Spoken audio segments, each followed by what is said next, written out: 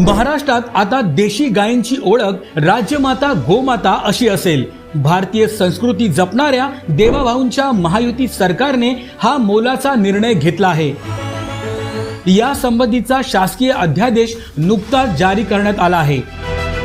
महाराष्ट्रात देशी गायींच्या संख्येत वाढ करून त्यांचं संवर्धन करण्याच्या दृष्टीने देशी गायींच्या पालन पोषणासाठी पशुपालकांना प्रेरित करण्यासाठी हा महत्त्वाचा निर्णय घेण्यात आला आहे। राज्यात देशी गायींच्या संवर्धनासाठी प्रति गाय प्रतिदिन 50 रुपये अनुदान देण्यात येईल।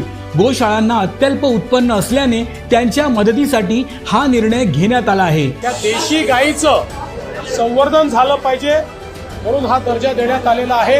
आणि एवढंच नाही तर ज्या ठिकाणी पांजरपोळा